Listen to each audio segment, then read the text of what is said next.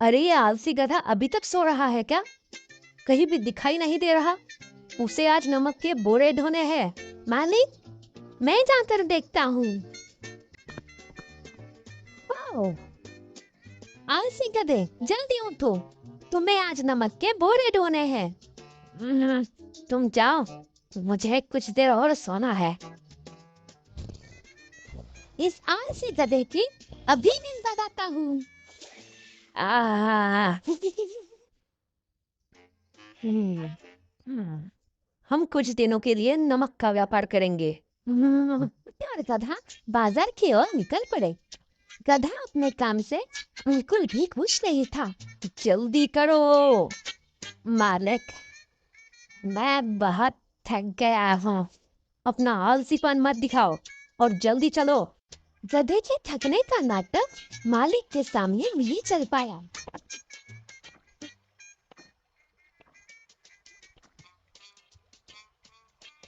ओह, कितनी गर्मी है। पानी में गए डुबकी लगा लेता हूँ।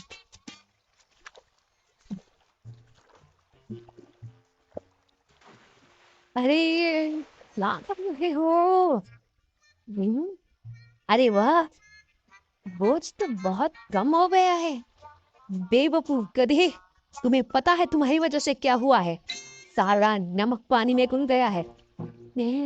मुझे माफ कर दीजिए मालिक, मैं फिसल गया। ठीक है, पर तुम्हें कोई चोट तो नहीं लगी? नहीं मालिक।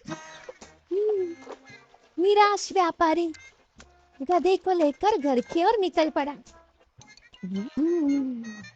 मुझे ये जबरदस्त तरकीब पहले क्यों नहीं सूझी? गधे को अब समझ आ गया था कि पानी में भीगने के बाद बुरों का भार दूर हो जाता है। इसलिए वो रोज जानबूझकर फिसलता और पानी में गिर जाता। 2-3 दिन से कितना नुकसान चल रहा है। आलसी गधे को मालिक के नुकसान से कोई लेना देना नहीं था। वो रोज की तरह पानी में जाकर डुबकी लगाता था। अरे नहीं, क्या करे मालिक, आज बहुत ही ज्यादा फिसलन है यहाँ। क्या हुआ मालिक? मुझे लग रहा है कि गधा जानबूझकर गलती कर रहा है। पर वो दोनों नमक की जगह बोरों में रुई भर देते हैं। अब देखते हैं क्या होता है। आज उस आलसी गधे को मजा चखाऊंगा।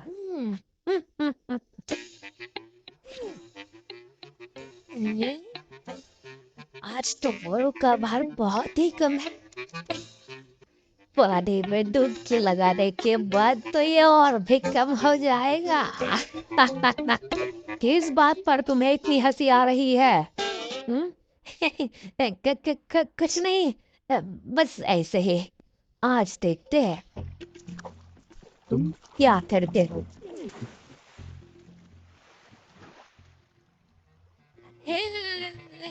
ये बोरों का भार क्यों नहीं हो रहा है?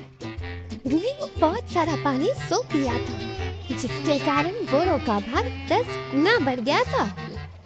गधा इस भार को नहीं सह पा रहा था। तुम मुझे इतने दिनों से बेवकूफ बना रहे थे। तुम्हारी वजह से मेरा कितना नुकसान हुआ है, तुम्हें इसका अंदाजा भी है क्या? अब तुम्हें अच्छा सबक मिला है। मुझे माफ कर दीजिए मालिक।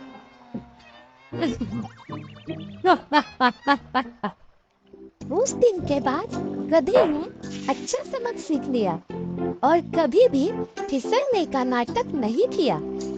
फिर चाहे आई नदी में बात, गधा ले जाता बोरिया संभाल।